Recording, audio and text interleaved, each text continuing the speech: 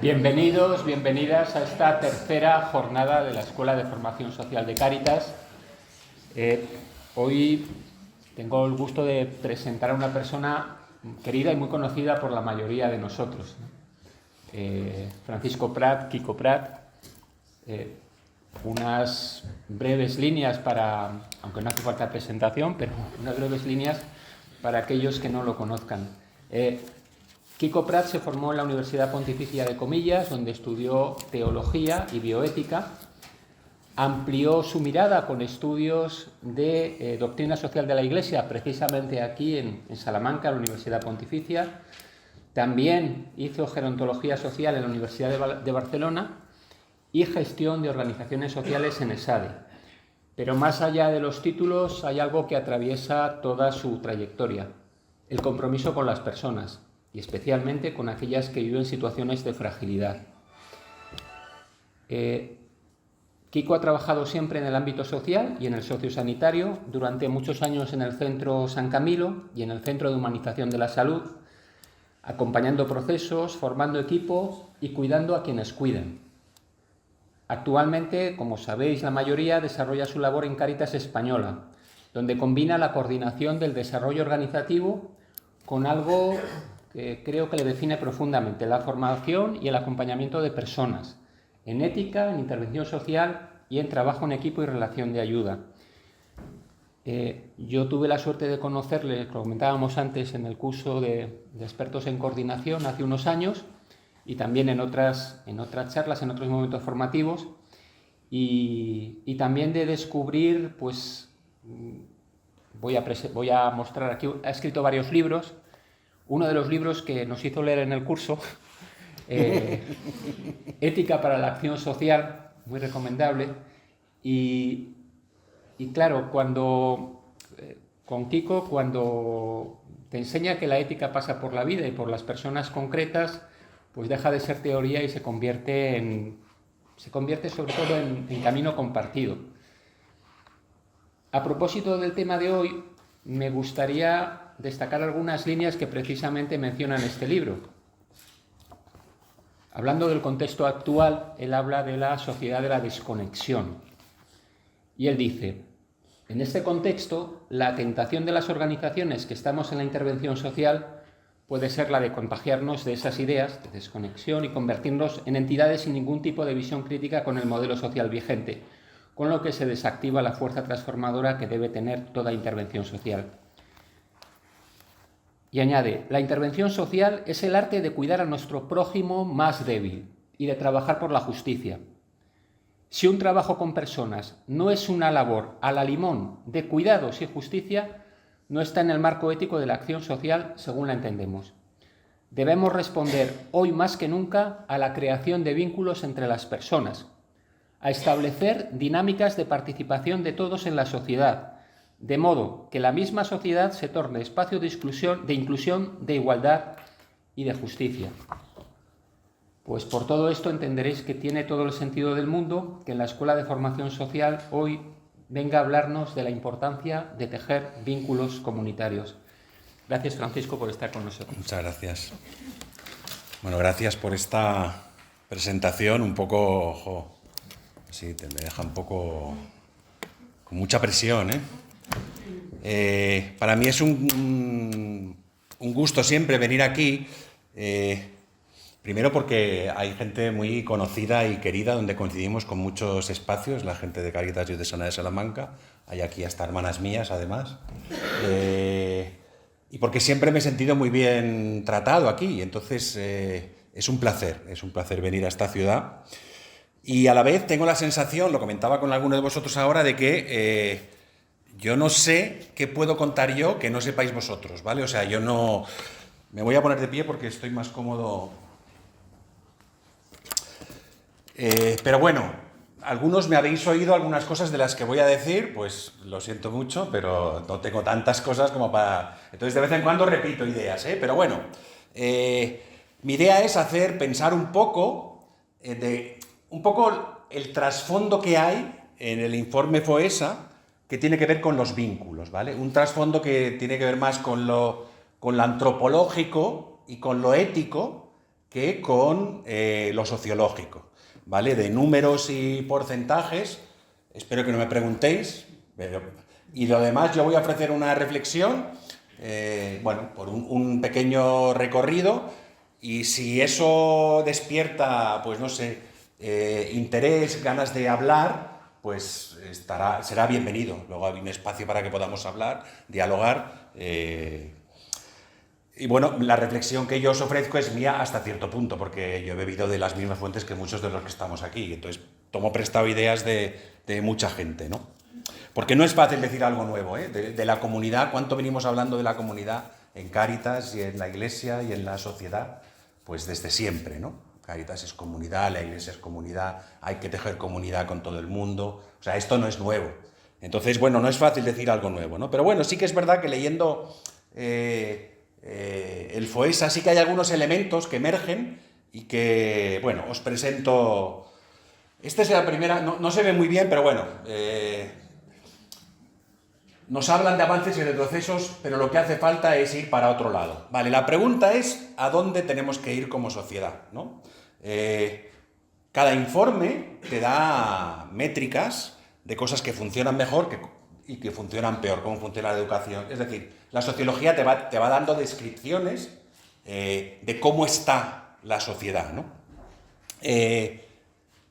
Y aquí lo que nos queremos preguntar es hacia dónde vamos, ¿vale?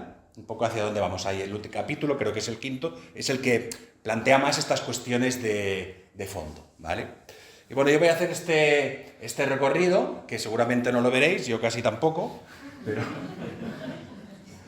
Bueno, primero explicar 4 ideas de en qué consiste ese fenómeno de la desvinculación, ¿vale? En qué consiste, de qué estamos hablando. Segundo, hablar un poquito del modelo social, al hilo de todo está cogido, tiro del hilo de cosas que dice el informe, ¿vale? Luego hablaré de los paradigmas éticos, ¿vale? Luego del cuidado y luego de la espiritualidad. Es decir, ¿qué tiene todo esto? O sea, el hilo conductor es la comunidad, lo comunitario, la necesidad de tejer vínculos, ¿no? Bueno, pues ¿en qué consiste el fenómeno? Es un lugar común, pero bueno, hay que recordarlo al principio, ¿no? Esto de la exclusión social y de la pobreza no es tan solo la falta de bienes materiales, ¿vale? Y podemos hablar, hay muchas definiciones, pero lo que interesa es, bueno, saber que es un fenómeno multidimensional, ¿no? Que tiene que ver con la salud, que tiene que ver con la educación, que tiene que ver con la participación social y que tiene que ver también con el sentido, ¿no? Es decir, la situación de pobreza es una privación de derechos de las personas que amenazan con hacer perder el sentido, ¿vale? Y aquí la tesis es que, claro, el sentido se genera con vínculos. Sin vínculos no hay sentido, ¿no? Con lo cual también, si abordamos el acompañamiento a personas en situaciones de exclusión social, tenemos que abordar necesariamente la cuestión del sentido y de cómo se genera un vínculo comunitario en esa persona que le ayude a afrontar su situación, ¿no?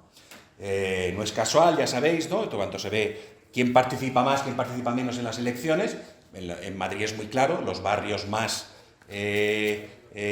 con menos renta participan mucho menos, ¿no? La gente vota menos. Bueno, votar es una forma muy básica de participación, pero ya es un indicador de que, bueno, a medida que uno se van erosionando los mecanismos de socialización de la persona, se va viendo como más fuera, ¿no? Y menos llamada a participar, ¿no? Bueno, en una mirada longitudinal se ve que siempre, informe tras informe, se va viendo cómo funcionan los grupos en exclusión, ¿vale? Vamos viendo que se van pasando crisis y se va quedando siempre en exclusión severa, ¿no? Situaciones como veríais con Pedro los que le escuchasteis, ¿no? Pero una mirada social es curioso porque estamos en la sociedad que ha consolidado el marco teórico de los derechos, ¿no? Que ha desarrollado instituciones de protección social, que proclamamos los valores de la justicia, ¿no? Y sin embargo, tenemos una realidad que es que en nuestro país la pobreza se hereda, ¿no? Es decir, esa transmisión intergeneracional que hace que muy difícil que un niño que nazca en un contexto social determinado, ¿no?, coja, por así decirlo, el ascensor social, ¿no? Entonces, habla el informe de que la exclusión es una falla en los mecanismos de integración y de enraizamiento. Bueno, esto lo visteis con Pedro el otro día, ¿vale? Con los que le escuchasteis, ¿no? Y me quedo solo con esta frase, ¿no? Que el escudo comunitario se está debilitando y que donde se tejen vínculos la exclusión se vuelve reversible, donde se rompen la exclusión se acelera, ¿vale? Entonces va de esto, va de la relevancia de los vínculos para afrontar el fenómeno de la inclusión, ¿vale? Bueno, decíamos que la pobreza va más allá de lo económico, que la falta de vínculos hace que las personas sufran deterioro emocional, que el deterioro emocional hace que se vayan minando las estrategias de afrontamiento para salir de la situación de exclusión, ¿vale? Es decir, es una rueda, ¿no?, físico, psíquica, también de sentido y por tanto espiritual, ¿no?, que hace que cada vez se tienen menos mecanismos como consecuencia de no tener un espacio de vínculos significativos, ¿no? Bueno, y eso lo que hace es debilitar el capital social de toda la sociedad, ¿no? Yo creo que una de las afirmaciones más definitivas del informe Foessa es: no es problema de las personas, es problema de la sociedad, ¿vale? Pongamos el foco en cómo se está debilitando nuestro capital social, ¿vale? El capital social de toda la sociedad, de Salamanca, de España, de Europa. Y habla el informe del imperativo relacional, ¿no? Como que si, de alguna manera, el foco que ha estado siempre puesto en los derechos humanos, ¿vale? Y decir, joder, la intervención social, ¿qué tiene que hacer? Acompañar a las personas a que disfruten de los derechos a los que tienen derecho, ¿no?, en sus procesos personales, ¿no? Bueno, ahora añadimos también el imperativo relacional. De alguna manera no podemos concebir el acompañamiento a personas en situación de exclusión sin un marco comunitario, sea este cual sea, ¿vale? Es decir, esto, bueno, es algo que está emergiendo con mucha fuerza y que el informe Foessa pone frente a nosotros, ¿no? Y no se trata de generar espacios donde la gente se sienta bien, no, se trata de espacios donde la gente pueda encontrar motivos para luchar por sus derechos, ¿no? Bueno, lo veremos luego un poquito, esta idea, ¿no? ¿Qué se observa en el informe? Se observa dos cosas. Se mantienen lazos familiares fuertes, sin embargo, aumenta mucho la desconfianza hacia los desconocidos. Tú preguntas por ahí y la familia siempre es el primer valor, pero cuando tú preguntas cuánta confianza tienes tú en los que piensan diferente, o con qué probabilidad te juntarías para cambiar las cosas con los que piensan diferente, hay una enorme desconfianza, ¿no? Esto es una desconfianza que está en nuestra sociedad y que realmente es alarmante porque ¿cómo vamos a hacer un proyecto colectivo de sociedad? Desde la desconfianza, ¿no?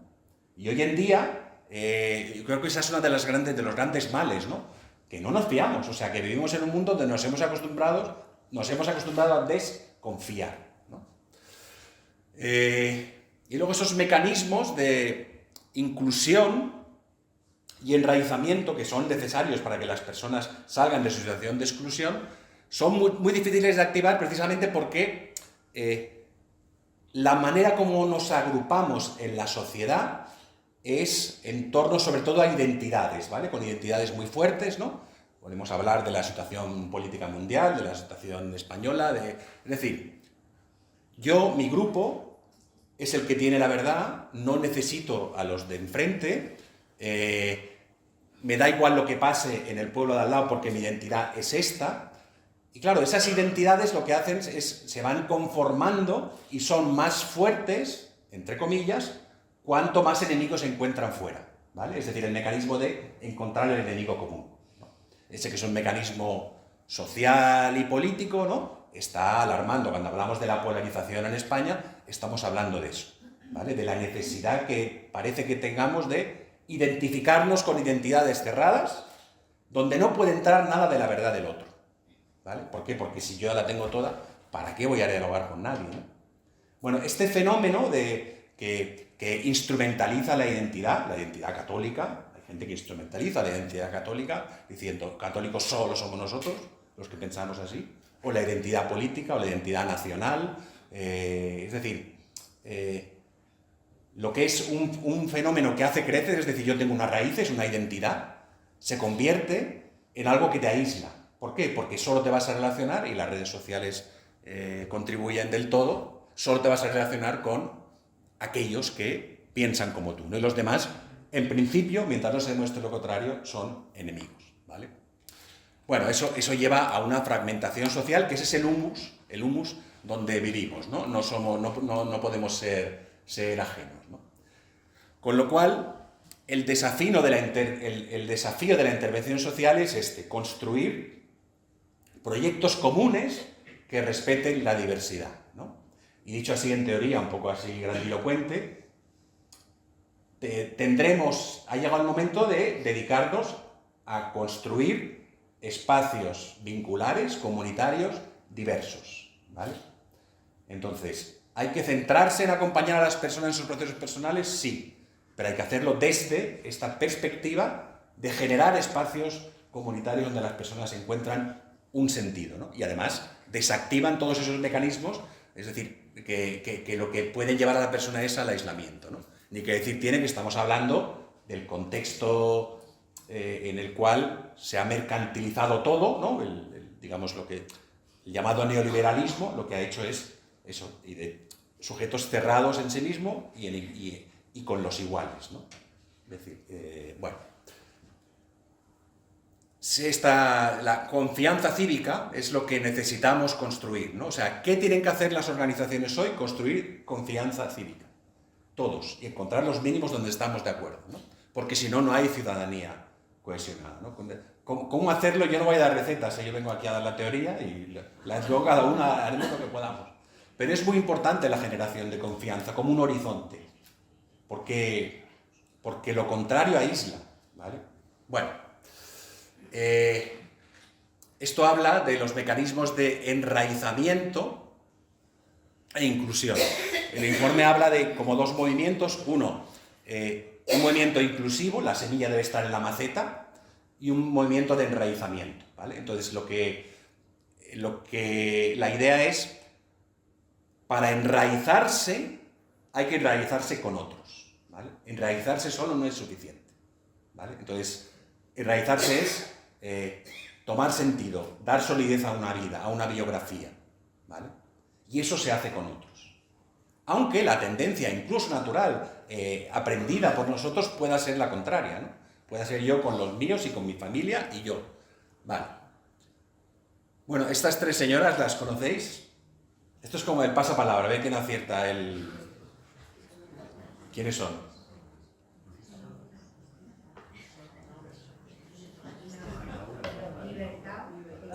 Ah, bien. Libertad, igualdad y fraternidad, ¿verdad? De alguna manera, las sociedades, nuestras sociedades han evolucionado desde la afirmación de la igualdad en el Estado social, ¿vale? Hay un momento en Europa donde hay una cosa que se llama Estado social, donde se afirman los valores de la igualdad y de la creación de los espacios públicos como generadores de igualdad, ¿no? Hay otro momento histórico donde la libertad es lo que emerge tiñéndolo todo, ¿no? Lo que importa es la libertad de cada uno para hacer lo que le dé la gana, ¿vale? Y que se desregule todo y que el Estado tenga la menor incidencia posible, ¿no? Modelo Trump, ¿no? No solo Trump, sino antes, ¿no? Es decir, bueno, realmente cuanto más pequeño sea el Estado, más libertad tendrá el individuo, ¿no? Bueno, esta tensión siempre, ¿no? Esa polaridad entre libertad e igualdad, que es una polaridad, y bueno, la doctrina social de la Iglesia lo aborda, ¿no? Bueno, la salida es la fraternidad, porque ha sido la gran olvidada, ¿no? Y ahora es el momento como de recuperar ese vector de construcción social, ¿no? Que siempre ha estado un poco como, bueno, sí, hombre, hay que llevarse bien, ¿no? Los iguales, bueno, pero hacer de la construcción de la fraternidad un asunto público, ¿vale? Es decir, un asunto, y ahora lo vemos, ¿no? Hay una cita, ahora no sé, no he puesto el número, pero es de una encíclica del Papa, Fratelli Tutti, del Papa Francisco, donde dice: la fraternidad tiene algo positivo que ofrecer a la libertad y a la igualdad, ¿no? Dice, una fraternidad sin una voluntad política de fraternidad, lo que sucede es que la libertad enflaquece, ¿vale? ¿Qué es la libertad sin fraternidad? Bueno, simplemente la elección de poseer y disfrutar y que nadie interfiera en mis deseos, ¿vale? Eso es la libertad sin fraternidad. Y la igualdad sin fraternidad es una afirmación formal, abstracta, todos los seres humanos son iguales, ¿no? Y sin embargo, la igualdad verdadera es la que se genera desde la fraternidad, es decir, cuando yo soy capaz de ver al otro como un igual. Sin eso, pues nos podemos dejar en declaraciones formales de derechos, todas las que queramos, pero sin la fraternidad no hay reconocimiento real, interpersonal, ¿no? Y eso es lo que nos toca construir ahora, ¿no? Bueno, una aproximación a una idea que presenta el informe FOESA. Bueno, hasta ahora, bien, sí, me voy explicando, sí. ¿Tenéis algo si alguien tiene algo que decir, que lo diga, levantar la mano y... ¿Sí? Vale. Bueno, habla un poquito el informe del modelo... ¿Este quién es? Segunda pregunta del concurso. ¿Quién es? El Leviatán, ¿vale? El estado de Hobbes. Este es el estado que está compuesto por muchos individuos, ¿no? Estos son todos los ciudadanos que ceden el poder, ¿no?, al Estado, ¿no? Ceden parte de su libertad al Estado para que les proteja, ¿no? Les proteja con todo el poder civil y eclesiástico, ¿vale? Es decir, el sistema hemos cedido al Estado el poder renunciando a la libertad. Pues bueno, he cedido el poder, yo he cedido de mi libertad, ¿vale? Yo no puedo ir a la velocidad que quiera por una autopista, yo tengo que pagar impuestos, bueno, digamos que hemos otorgado ese poder. El informe lo que señala es que hace falta un nuevo pacto social, es decir, como que de algún modo, de una manera inconsciente, hemos otorgado demasiada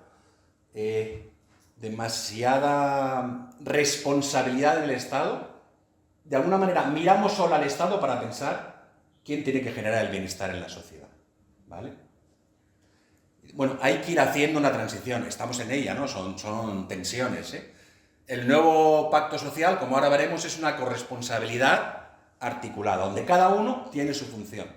Pero se acabó el echar la culpa de todo, ¿no?, sin ponerse a remar en los distintos ámbitos, el echar la culpa al Estado, ¿no? ¿Qué tiene que hacer el Estado? Tiene que hacer servicios públicos de calidad, eso sí.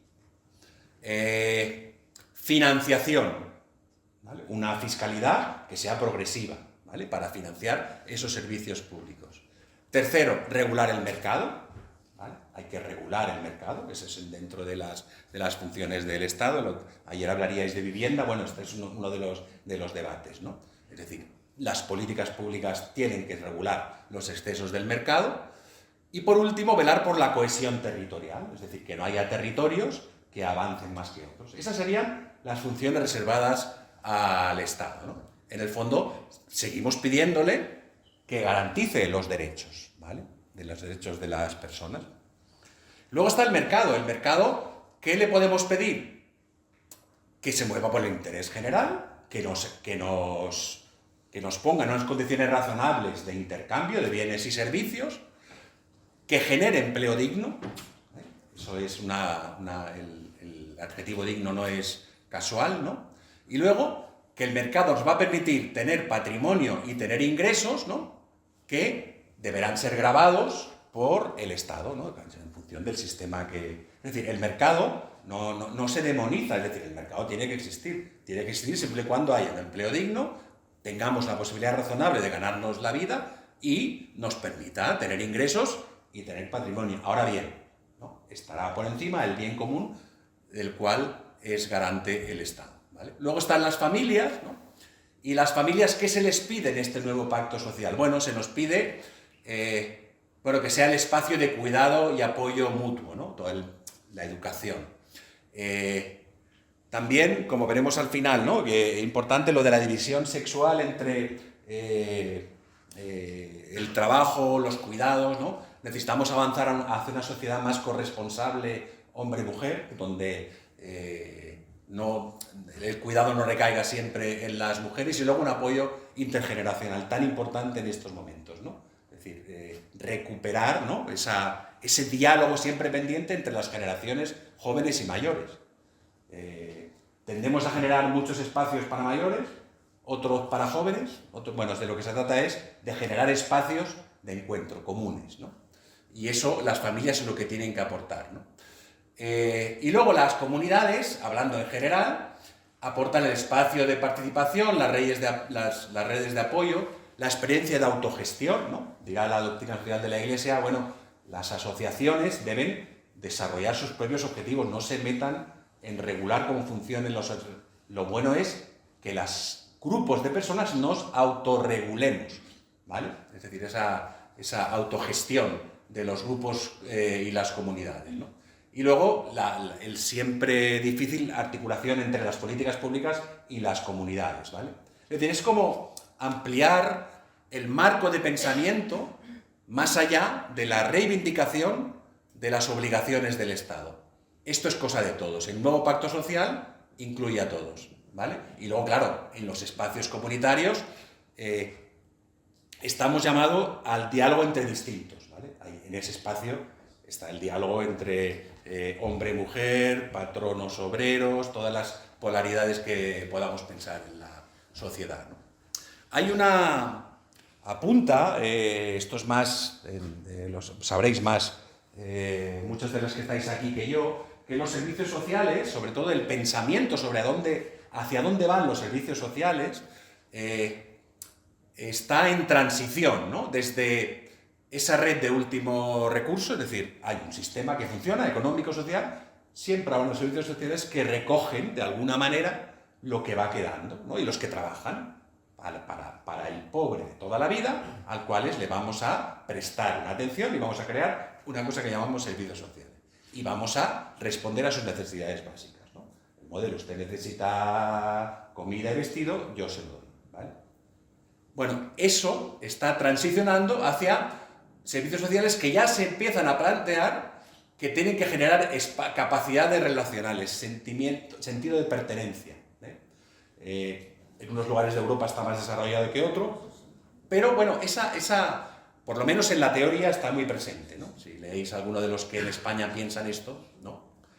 Y es verdad que además de las necesidades han emergido y seguirán emergiendo la exclusión digital, la inseguridad residencial, es decir, acompañar a las personas va mucho más allá de cubrir sus necesidades, ¿vale? Y sí, va también de conocer cuáles son las potencialidades de las personas para saber, para intentar que emerjan, ¿no?, la precariedad laboral, ¿no?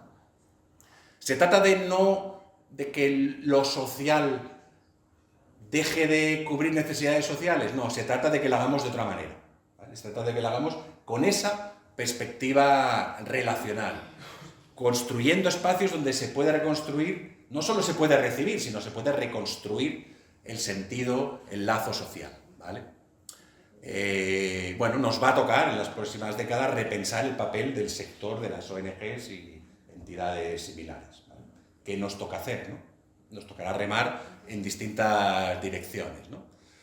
Bueno, desde el punto de vista ético, y paso con el tercero de los 5 puntos que quiero desarrollar, un poco el paradigma ético que hay detrás del modelo social del que estamos hablando, ¿no? El paradigma sabemos lo que es, ¿no? Paradigma es una palabra de estas así un poco rara. Un paradigma es, por ejemplo, ahora os pido que levante la mano quienes piensen que en esta sala somos gente honrada. Abrumadora mayoría. pensamos que somos gente honrada. Ahora, si nos tenemos que ir, hacemos un descanso, salimos. ¿Cuántos de vosotros cogeréis el bolso, la cartera o el... Bueno, entonces el paradigma es, nosotros decimos que somos gente honrada, pero en el fondo pensamos, o no. El paradigma es como algo que llevamos de serie y que es inconsciente, ¿vale? Que es inconsciente. Y que se refleja en muchas cosas, pero es inconsciente, por eso no es tan fácil de... Entonces, bueno, hay como... no se ve muy los colores, ¿verdad? Pero bueno, ¿alguno ya habéis visto alguna vez este cuadro? Que refleja como dos partes en la escena, ¿no? ¿Qué dos partes son? La de los hombres y la de las mujeres, ¿no? ¿Y qué hacen las mujeres? ¿Cómo? ¿Qué hacen? ¿Lloran? Están como abatidas, ¿no? Tristes, parece, ¿no? Y están cuidando a un niño, ¿no? ¿Hay un niño por ahí? ¿O dos igual? Vale. ¿Y los hombres qué hacen? A la lucha. A la guerra, ¿no? Bueno, están haciendo el saludo porque, bueno, los tres hijos se van a la guerra, ¿no? Entonces, bueno, es una representación artística, pero que sí que puede servir para entender cómo hemos funcionado como sociedad hasta hoy, ¿no? Que es los varones, líneas rectas, fuertes, musculosos, se encargan de lo público, van a defender a la patria, porque en nombre de la libertad, de la patria, van a hacer política. Se ocupan de las cosas importantes, de los grandes valores universales, como son la justicia, la paz, la guerra, ¿vale? Esto como... ¿Y las mujeres? ¿Qué hacen las mujeres? Bueno, segundo plano, cuidado de los hijos, ámbito privado, mundo emocional, ¿no? Bueno, esa división, que no es solo de género, pero culturalmente lo hemos tematizado así, sí que dice que hay algunas cosas de lo público que pertenecen al mundo de lo universal, ¿no? Y ahí nos hemos movido siempre con ese paradigma, ¿no? El paradigma de la autosuficiencia, ¿vale? El hombre, y hombre es el genérico, pero curiosamente es el varón también, lo hemos concebido, ¿no? en la cultura occidental como el individuo soberano absoluto de su vida y de sus bienes. Y hemos construido una sociedad donde, hasta hoy, ¿no? Con el sistema capitalista neoliberal, hemos construido una sociedad en la cual eso no se toca. Tenemos que construir una sociedad donde cada uno pueda hacer lo que quiera y yo como individuo tengo derecho a todo lo que me merezco, que es mucho, ¿vale? Bueno, ese ser autosuficiente es una fantasía, ¿vale? Pero en el fondo la llevamos incorporada, ¿no? Muchas veces nos pasa, ¿no? Cuando fallece alguien en nuestro entorno cercano, ¿no? Parece que nunca te va a tocar y te toca, ¿no? Entonces, cuando te toca te das cuenta de que eres mortal, ¿no?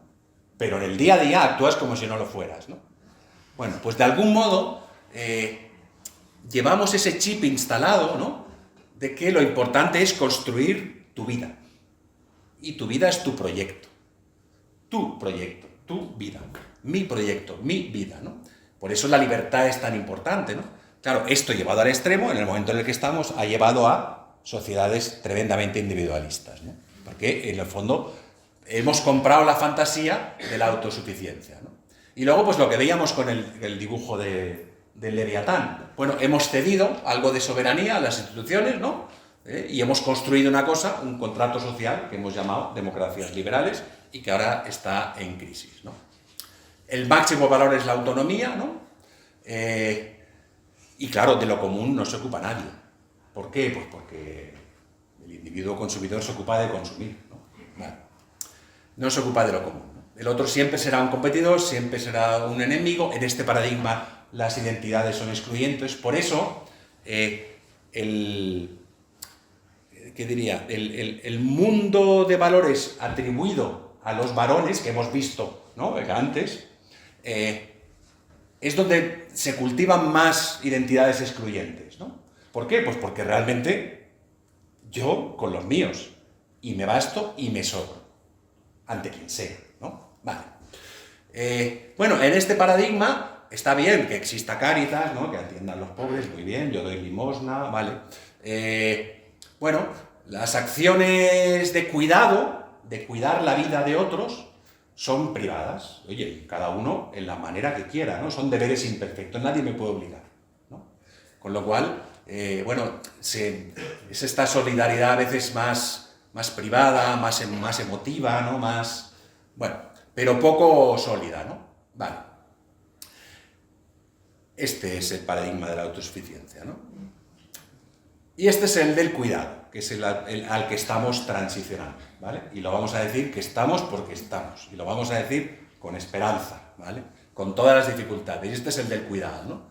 Donde no quiere dejar a nadie fuera, ¿no? Parece que una madre con ese esfuerzo, ¿no?, hasta corporal por, ¿no? En fin, las que sois madres seguro que os veis ahí, ¿no? ¿Alguien es madre de más de 5? Bueno.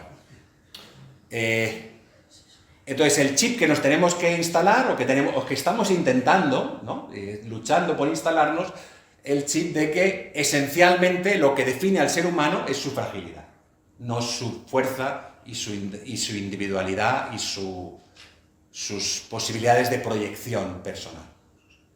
No, es su fragilidad, ¿vale? La persona es esencialmente vulnerable, dependiente y, por tanto, responsable también de las vulnerabilidades y dependencias de otras personas, ¿vale? El gran valor ya no es la autonomía, el gran valor ya es la fragilidad, ¿vale? Y eso se ve cuando nos acecha la enfermedad, cuando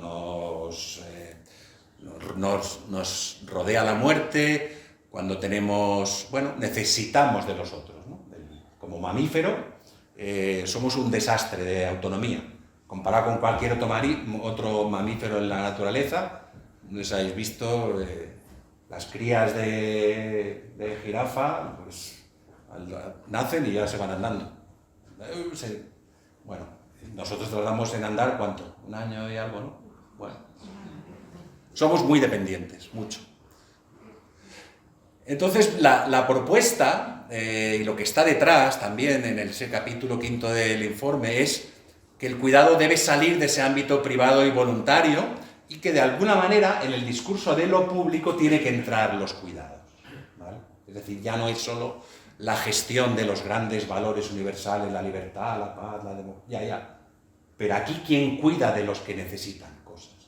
La política tiene que estar puesta en ese foco, ¿no? Entonces, que el cuidado es el principio que tiene que estructurar las instituciones públicas, ¿no? Es un modelo mucho más corporal, mucho más concreto, ecosocial, ¿no? Y que, bueno, se puede pensar la política desde la vulnerabilidad. Bueno, 4 cosas sobre el cuidado, porque creo que ya voy... Bueno, me gustaría acabar a las 9. Sí, para tampoco aburriros mucho, ¿eh? Entonces no voy a entrar mucho en pero bueno, es importante esto del cuidado, porque, bueno, las palabras claves son vulnerabilidad, ¿vale? Es decir, ¿qué es la ética? Responder al otro que sufre, punto. No me hables tú de que si no sé qué, que si el Evangelio, que es la Declaración de los Derechos Humanos. ¿Quién necesita? El rostro del otro me interpela. La ética es esa respuesta. Lo demás son cuentos. La interdependencia, ¿no? Bueno, pues eso, necesitamos unos de otros. Antes lo decíamos, ¿no? Jóvenes de mayores, hombres de mujeres. Esos espacios de diversidad son espacios de cuidado. Por eso el cuidado es diverso. El cuidado va más allá del cuidado de mi hijo, porque ese ya lo doy por supuesto. Me tengo que encontrar en otros sitios, en otros espacios comunes, con otros que son diferentes, ¿no? Bueno, y luego, por supuesto, el no confundir el cuidado con el paternalismo de hacer por el otro lo que ya puede hacer por sí mismo. Para nada. El cuidado tiene que ver con esa palabra tan empoderamiento. Bueno, tiene que ver con que las personas ejerzan sus capacidades todo lo que se pueda y las potencialidades, ¿vale?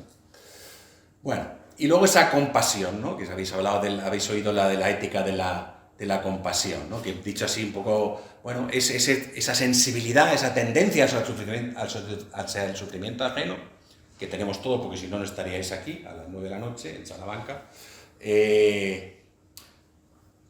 Pero también ese movimiento, ¿no? De ir, ¿no? Entonces, bueno, como que, ¿por qué la compasión es necesaria? Porque la sociedad se compone de esos movimientos de unos ir en ayuda de otros, ¿vale? En lo más cotidiano hasta lo más político, ¿no? Bueno, esa es la invitación al cambio de paradigma, ¿no? De la autonomía, la autosuficiencia, al cuidado. Vale. Hay en el capítulo 5 se habla del ecologismo y del feminismo. No me lo entendáis de la manera más... o sea, ¿por qué el ecologismo y el feminismo? Porque son los que han puesto en cuestión ese modelo que acabamos de ver en el cuadro, ¿vale? Realmente es otra manera de mirar a la vida. Es mirar poniendo la vida en el centro, no poniendo el poder, sino poniendo la vida, ¿vale? Entonces, bueno, por eso se hace alusión al informe, al feminismo, también al ecologismo, ¿no? Hemos aprendido en la Iglesia últimamente, ¿no?, a poner también en el centro de nuestras preocupaciones la creación, el cuidado de la creación. Porque el cuidado es poner siempre la vida en el centro, ¿vale?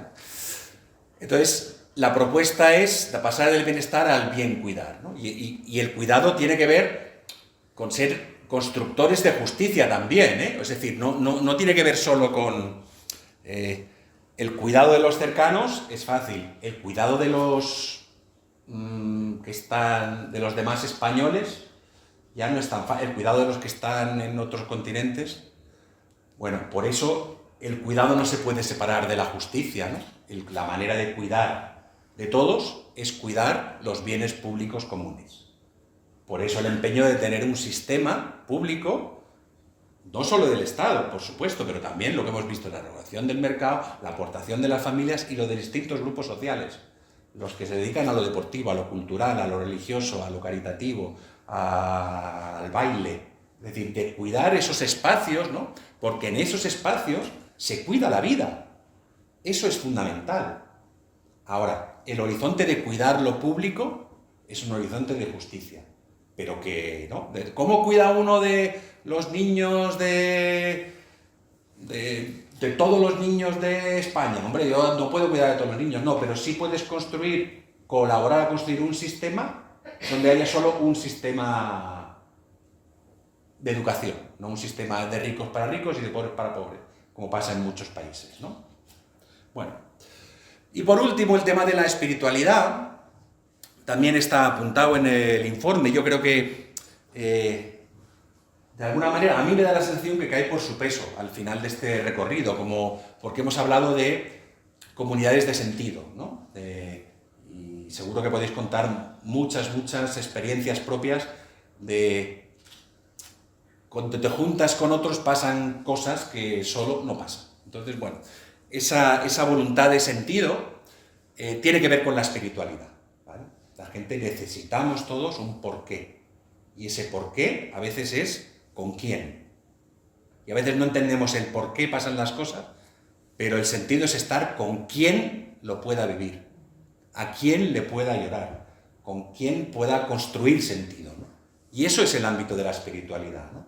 Luego ya los que somos creyentes, eso lo plasmamos en nuestra fe, en nuestra vida de fe, pero es algo universal la espiritualidad, ¿no? Bueno, ¿qué espiritualidad para la transformación social? Bueno, en clave de ecología integral, ¿no? Sabiendo que todo está conectado. Y no solo la ecología integral es que necesitamos también cultivar un equilibrio interior, un equilibrio de las relaciones, un equilibrio urbano, un equilibrio rural, es decir, buscar los equilibrios, ¿no? Y eso significa la ecología, ¿no? Luego, ¿por qué hay que cultivar la espiritualidad? Cada uno la que tenga. Uno necesitará el yoga, el mindfulness, y otro a lo mejor son las cervezas con sus amigos, o toda la vez. Pero ese movimiento hacia adentro parece ser que es lo que más nos hace trascender. Es decir, profundizar en el sentido de las cosas para salir afuera a construir la sociedad, ¿vale? Es como un doble movimiento, ¿vale? Es decir, no me quedo en mí mismo. Si profundizo y me quedo en mí mismo, eso no es espiritualidad, eso es autorreferencialidad, ¿no? Sino que cultivar lo profundo, hacer silencio, generar espacios de oración, es lo que luego permite, ¿no?, alimentar la fuerza de la construcción del cambio, del cuidado y de la justicia, ¿no? Por eso la espiritualidad tiene un rol que hoy ya casi nadie se atreve a negar, ¿no? Porque es evidente, ¿no? Luego, para los que somos creyentes, en esta sala habrá gente que lo sea y gente que no. Bueno, para los creyentes, el encuentro con la vulnerabilidad humana es un encuentro con Dios, ¿no? De alguna manera creemos en un Dios que se ha hecho vulnerabilidad, que se ha hecho vulnerable. Bueno, de algún modo, algo de nuestra fe está en juego en el encuentro con la vulnerabilidad, ¿no? Y luego la espiritualidad siempre te llama a mejorar, ¿vale? Cuando uno tiene un marco, yo puedo tener el marco del Evangelio, eso es lo que me interpela continuamente a cosas que tengo que cambiar, pero otro será el camino interior del yoga o lo que sea, ¿no? Pero cultivar lo espiritual es muy importante porque no me va a dejar estar quieto, ¿vale? ¿Me explico lo que quiero decir? ¿Sí? Y luego la espiritualidad rompe barreras, ¿no? Y seguro que todos podemos relatar cuando nos ha sorprendido un encuentro como más de tú a tú, de verdad, con personas que, pues nunca hubiera dicho que con esta persona, esta conexión, ¿no? O, he aprendido del encuentro con una persona. Como que el estar presente en las relaciones, el estar atento, bueno, te permite romper muchas barreras, ¿no? Pues es ese movimiento de bajar a lo profundo, ¿no? Encontrarte con tu fuente de vida, vamos a llamarle, para poder alimentar la construcción de la sociedad, ¿no? Y luego, de cara a la Iglesia, pues hay una llamada también a esa espiritualidad encarnada, ¿no? Espiritualidad transformadora, ¿no? Frente a otros acentos que pueden tener más de espiritualidades intimistas, por todo lo que acabamos de ver, para nosotros es que no se puede distinguir la espiritualidad de la vida, la acción de la contemplación, es que va en un mismo paquete, ¿no? Porque eso es lo que nos hace vivir, ¿no? Y frente a esa es la espiritualidad que, en vez de excluir, alimentando los marcos identitarios de los que hablábamos, construye fraternidad, ¿no? Porque facilita el encuentro auténtico entre personas, ¿no? Bueno, he dicho que quería acabar a las 9 y creo que más o menos yo era casi todo lo que tenía que deciros.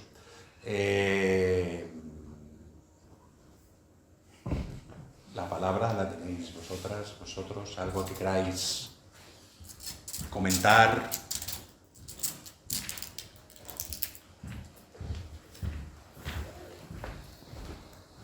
¿Dudas, preguntas, comentarios?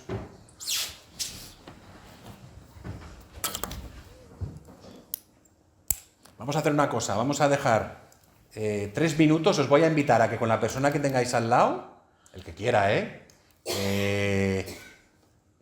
comentéis 2 cosas que os haya llamado la atención y a lo mejor 2 que no os han gustado de lo que se ha escuchado, ¿vale? Y luego os invito a compartir un poco al que quiera. ¿Sí?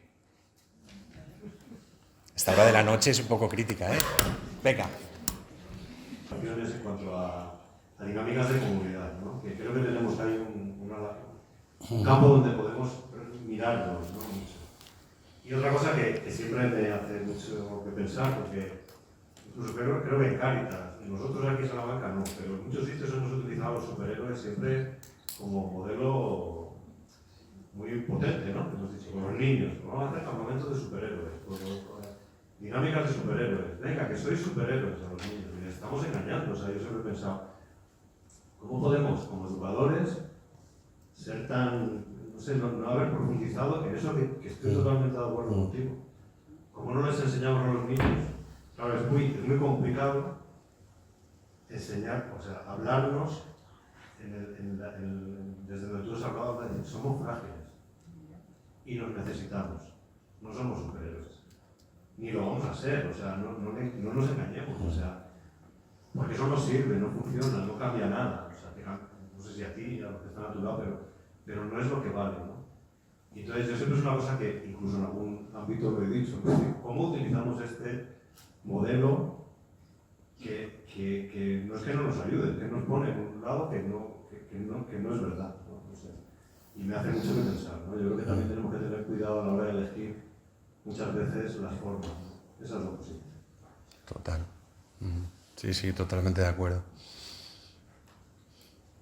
Bueno, y saber que esto de los paradigmas, yo me siento a mí mismo con los dos, porque yo me he sido educado como casi todos en el paradigma del poder, del ganar-perder, de la competencia, hay que ser lúcido, saberlo reconocer y hacerse las preguntas que tú te haces. Y luego como organización tenemos que ir dando pasos prácticos, ¿no? Para ir generando esos espacios diversos, ¿no?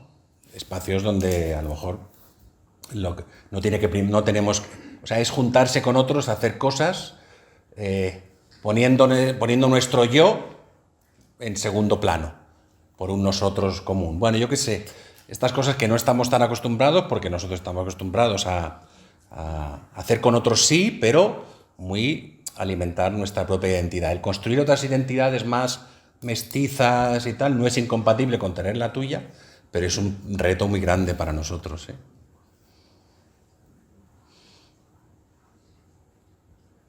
¿Alguien más quiere compartir?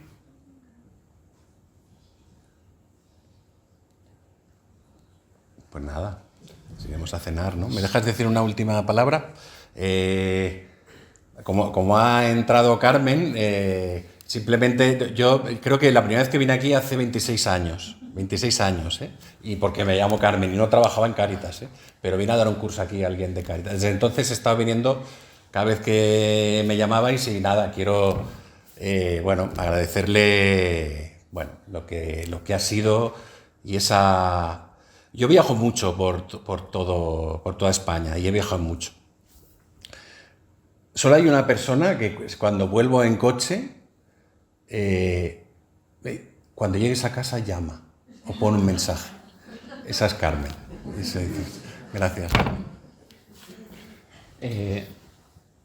Despedimos esta jornada dando las gracias otra vez a Kiko por estar aquí con nosotros y recordando que mañana hay Círculo del Silencio precisamente por la paz, como siempre, en Puerta Zamora, al lado de la iglesia de San Marcos. Y el sábado, el concierto por la paz también, no sé si todavía quedan entradas todavía. Vamos también a ir tejiendo esos vínculos comunitarios en los pequeños actos y momentos en que nos encontramos para pedir por la paz. Nada más, despedimos con un aplauso a Kiko y esperamos que vuelva pronto.